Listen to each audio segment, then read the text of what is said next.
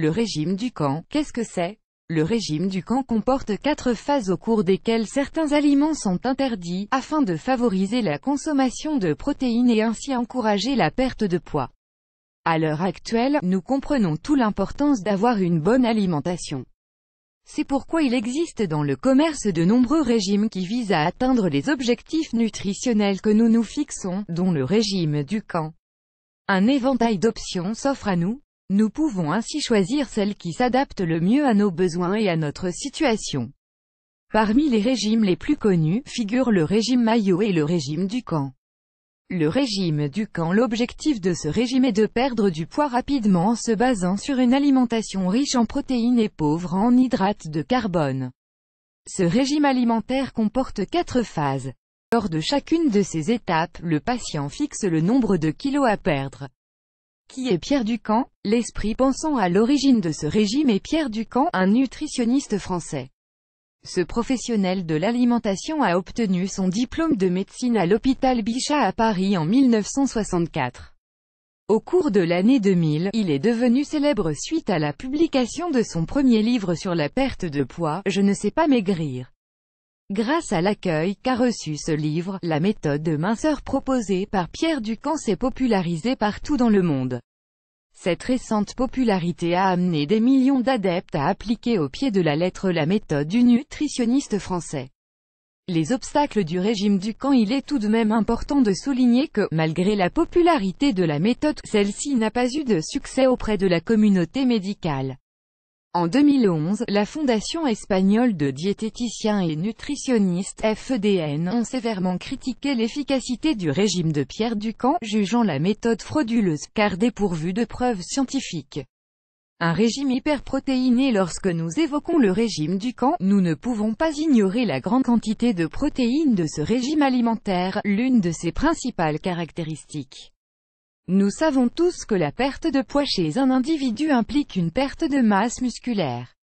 Néanmoins, en augmentant notre consommation de protéines, nous pouvons maintenir une même quantité de masse musculaire dans le corps tout en perdant du poids. L'alimentation riche en protéines inclut la consommation en grande quantité de poulet, d'œufs et de fruits.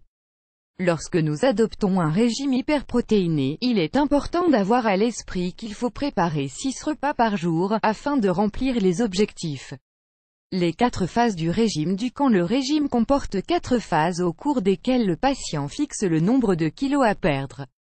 La phase d'attaque. Au cours de cette étape, le patient doit consommer des aliments riches en protéines animales, et ne doit en aucun cas consommer des sucreries et des hydrates de carbone.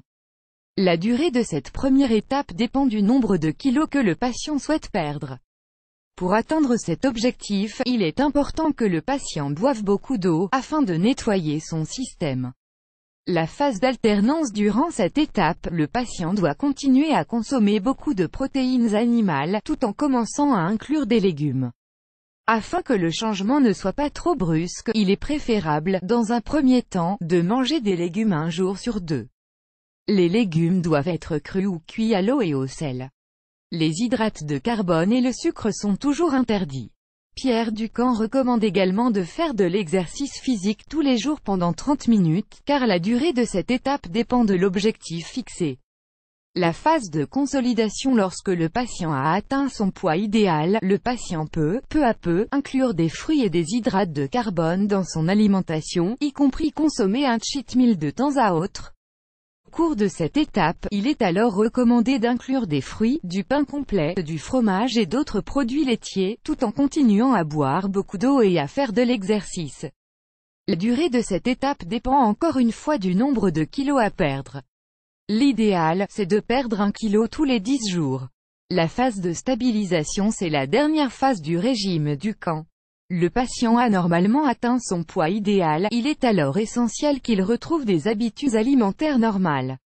Le détail faisant la différence par rapport à un régime alimentaire normal est le suivant: l'individu doit avoir une alimentation hyperprotéinée un jour par semaine. Cela aidera l'organisme à se détendre, et évitera au patient de reprendre de mauvaises habitudes alimentaires. Il convient d'avoir à l'esprit que, au cours de cette phase du régime, l'exercice doit inévitablement faire partie de la routine du patient. Il est recommandé de consacrer 1 heure de sa journée à la pratique d'une activité physique de son choix.